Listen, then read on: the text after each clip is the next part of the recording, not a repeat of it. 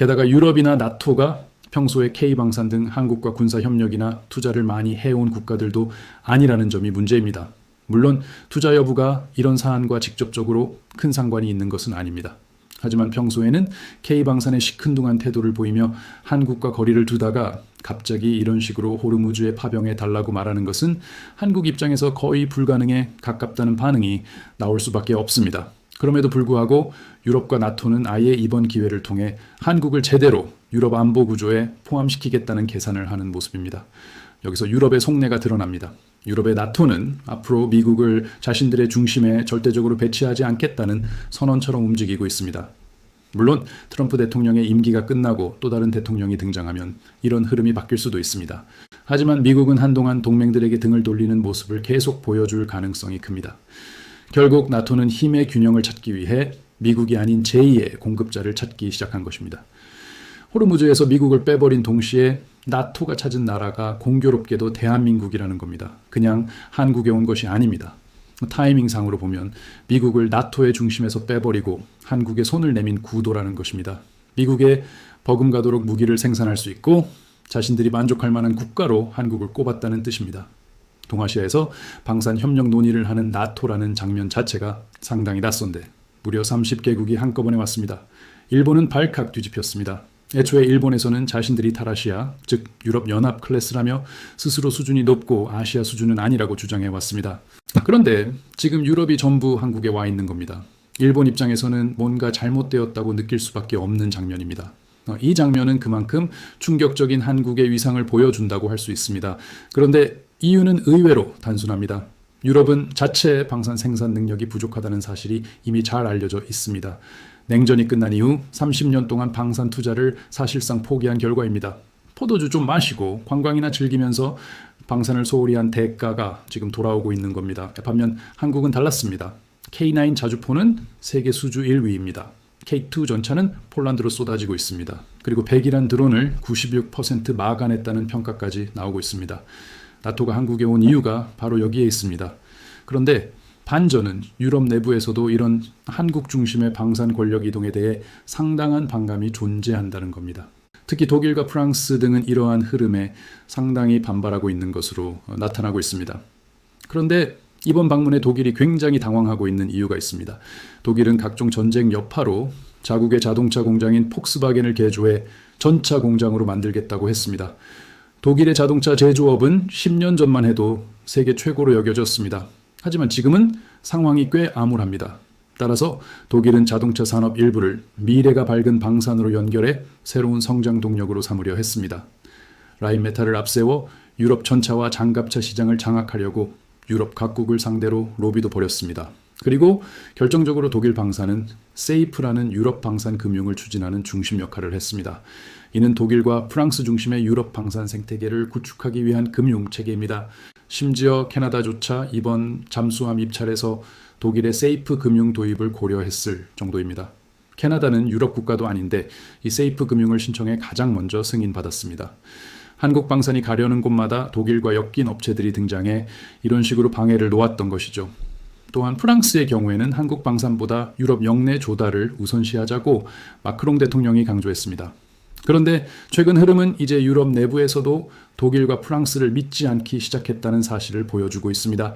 가장 대표적인 사례가 핀란드입니다. 핀란드는 세이프를 무시하고 한국 방산을 선택했습니다. 유럽 강대국의 금융 지원을 받을 수 있었는데도 한국을 택한 것입니다. 여기서 중요한 아이디어가 등장했습니다. 더 이상 방산에서는 돈이 가장 중요한 요소가 아니라고 생각하는 국가들이 대거 등장하기 시작한 것입니다. 유럽 국가들은 우크라이나 전쟁은 물론이고 이란 전쟁을 지켜보며 이런 생각을 굳히고 있습니다. 싸게 방산을 사려고 머리를 굴려봤자 무슨 소용인가. 전쟁이 터지고 러시아 같은 적국이 밀고 들어오면 그때는 이미 늦는다는 것입니다. 여기에 미국은 이제 더 이상 우리를 보호해주지 않을 수도 있다는 불안이 겹쳤습니다. 그러니 당장 무기를 줄 수 있는 나라를 찾는 것입니다. 스웨덴 스톡홀름 군사연구소에 따르면 이 군사 물량 수출에서 엄청난 변화를 보인 국가는 딱 한 곳입니다. 바로 대한민국입니다. 한국은 9위에서 출발했는데 작년 기준 5위권으로 올라섰다는 믿기 어려운 결과가 나왔습니다. 반면 유럽의 독일과 프랑스 같은 경우에는 지난 6년을 제대로 활용하지 못하고 허송세월로 날렸다는 평가가 나옵니다. 군사계에서는 이를 두고 사실 결과가 예측된 게임이었다고 지적하기도 했습니다. 애초에 독일과 프랑스가 한국의 물량 생산 효율성을 따라가는 것은 불가능하다는 것입니다. 한국은 여러 가지 시스템상 군 물자를 한국 군대에서 구입하고 이를 대량으로 공급해야만 하는 구조를 갖고 있습니다. 지금까지 세간에서는 이런 한국의 모습을 두고 한국의 재정을 갉아먹는 과잉 군물자 생산, 휴전 국가의 비극이라고 평가해 왔습니다. 하지만 그런 과잉 생산의 약점은 러시아 전쟁 이후 수백 배, 수천 배의 보상으로 돌아오게 되었습니다. 군사계에서는 한국이 상대적으로 물가가 저렴할 때 이미 시스템을 완벽하게 구축했다고 지적합니다. 지난 십수년간 공급망과 인프라 구축 비용은 기하급수적으로 늘었고 인건비는 더욱 폭증했습니다. 하지만 한국은 그런 베이스를 수십 년간 구축해 놓았습니다. 그리고 러시아 전쟁이 터졌을 때는 이미 완성되어 준비된 상태였다는 겁니다. 그런데 이것이 얼마나 대단한 일인지에 대해 방산 매거진의 분석도 나왔습니다. 전쟁으로 이득을 본 국가는 상당히 많지만 이 시대 한국의 유형은 차원이 다르다는 것입니다. 특히 과거 일본이 전쟁으로 이득을 본 것과는 비교가 되지 않는 엄청난 자원이라고 분석합니다. 일본의 전쟁 특수와 비교할 수 없는 한국의 방산 수출이라는 말이 나오는 이유입니다. 일본 정치권에서 지금 계속 논의되는 것은 방산으로 한국 정도는 순식간에 따라잡아 버리자는 이야기입니다. 일본은 6.25 전쟁으로 지금 국가 부흥의 기초를 마련할 정도로 돈을 벌었습니다. 한국에서 전쟁이 벌어지고 그곳에 군수물자를 팔아 불과 10여 년 만에 일본에는 신칸센이 깔렸습니다. 한국은 전쟁으로 전 국토가 피폐해질 때 일본에는 시속 300km 이상의 고속철이 달렸던 것입니다. 그러한 전쟁 특수의 향수가 남아있는 곳이 일본입니다. 그리고 다시 한번 한반도 전쟁을 바라고 있다는 말까지 나옵니다. 하지만 군사계에서는 일본이 벌어들인 돈은 누구나 할 수 있던 단순 물자 공급이었고 한국과는 기울스배 외 자체가 다르다고 봅니다. 일본의 경우가 일시적 이벤트였다면 한국의 경우에는 수십 년간 방산을 공급할 탄탄한 철로가 이미 깔려 있다는 것입니다. 일본에서는 이러한 흐름을 누구보다 스스로 잘 느끼고 있는 상황입니다. 그래서 평화헌법을 개정해 전쟁 가능한 국가, 살상무기를 판매하는 쪽으로 빠르게 움직이고 있습니다. 하지만 이 역시 한국을 따라오기에는 수십 년의 격차가 난다는 것이 군사계의 설명입니다. 지금 일본에서는 조선업이 한국을 따라가는 것도 불가능하다는 이야기가 나오고 있습니다. 그런데 방산 쪽에서는 조선업보다 10배 이상 한국을 따라잡기 어려운 구조가 형성되어 있다는 것입니다. 경제 전문 매거진에서는 이에 대해 아이러니한 정부 보조금 문제라고도 말합니다. 한국의 조선업이 10의 보조금을 한국 정부에서 받았다면 국방은 만의 보조금을 받았다는 겁니다. 조선업에서는 국가 보조금이 도마 위에 오르고 WTO 등에 제소될 수 있는 예민한 사안입니다. 하지만 국방 분야는 다릅니다. 한국은 휴전 국가입니다. 나라를 지켜야 합니다.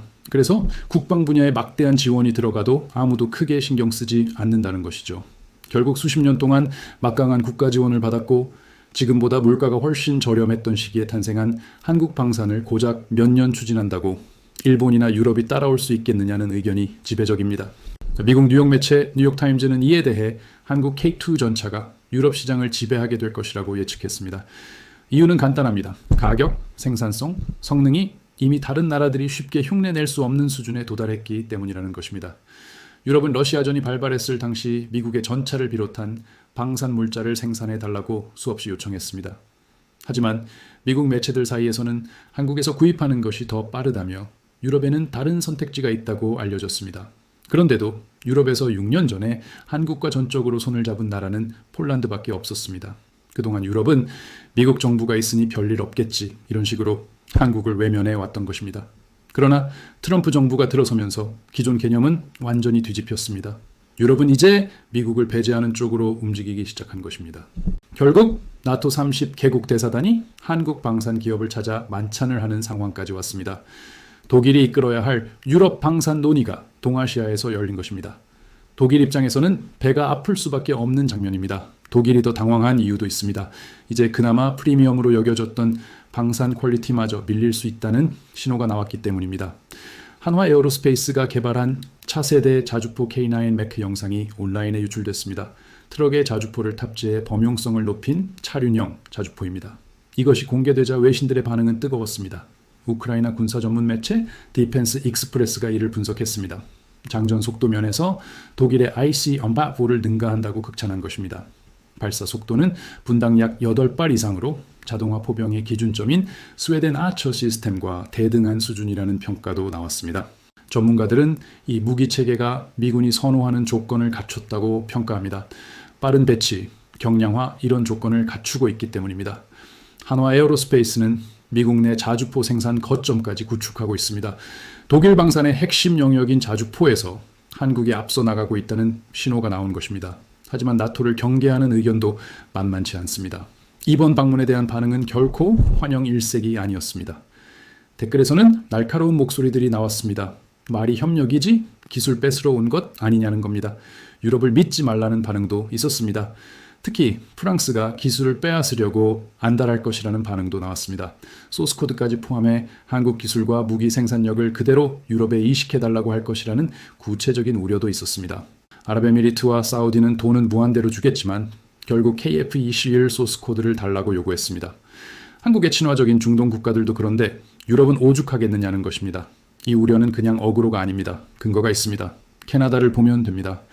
나토 회원국이기도 한 캐나다는 잠수함 60조 원을 발주하겠다며 동시에 방산 핵심 기술 이전을 요구했습니다. 더 구체적으로 살펴보면 한국에 요구한 것은 잠수함 기술 100% 이전입니다. 미국과 거래할 때는 별말 없던 나라들이 한국을 상대로는 기술부터 내놓으라고 으름장을 놓는다는 것입니다. 게다가 한국은 기술 이전을 잘해준다는 소문까지 나 있는 상황입니다. 유럽도 같은 패턴을 보일 가능성이 높습니다. 무기를 사겠다고 하면서 설계 도면과 핵심 기술을 요구하는 방식입니다. 댓글 중에 이런 말이 눈에 띄었습니다. 절대 핵심은 주지 말고 급한 불을 끌 수 있을 정도로만 협조하면 된다는 말입니다. 이 말이 정답에 가깝다는 평가가 나오는 이유가 있습니다. 유럽은 미국 정권이 바뀌면 또다시 등을 돌릴 수 있기 때문입니다. 그렇다면 한국은 이 상황에서 어떤 원칙을 가져가야 할까요? 군사계는 한 목소리로 말합니다. 바로 폴란드식 방산으로 풀어가야 한다는 것입니다. 폴란드는 K2 전차, K9 자주포, FA-50 전투기를 대규모로 계약했습니다. 계약 금액만 수십조 원입니다. 이것은 기술을 빼가겠다는 요구가 아니었습니다. 제대로 값을 내고 사겠다는 방식이었습니다. 한국이 신뢰를 주자 폴란드는 그 신뢰를 돈으로 보답했습니다. 그리고 2차 계약에서는 같은 수량인데 금액이 2배가 됐습니다. 한국 무기의 가치가 실전에서 증명됐기 때문입니다. 나토 대사단이 방한한 것은 한국이 필요하기 때문입니다. 필요한 쪽이 조건을 맞춰야 하는 것입니다. 핵심 기술은 지켜야 합니다. 그리고 제값은 받아내야 합니다. 협력은 하되 밥줄까지 내주는 식으로 가서는 안 됩니다. 이것이 지금 한국이 설계해야 할 방산 협력의 핵심 과제입니다. 댓글 하나가 가장 정확했습니다. 미군처럼 팔아도 잘 팔리는데 왜 굽신거리며 팔아야 하느냐는 말입니다. 앞으로 유럽과 어떤 방산 협력이 이어질지 그 흐름은 분명 큰 관심을 받을 수밖에 없습니다. 오늘 이야기는 여기까지입니다. 끝까지 들어주셔서 감사합니다. 모두 건강하시고 이 내용이 도움이 되셨다면 댓글로 여러분의 생각을 남겨주시고 좋아요와 구독도 함께 부탁드립니다. 더 나은 내용이 될 수 있도록 의견도 편하게 남겨주십시오.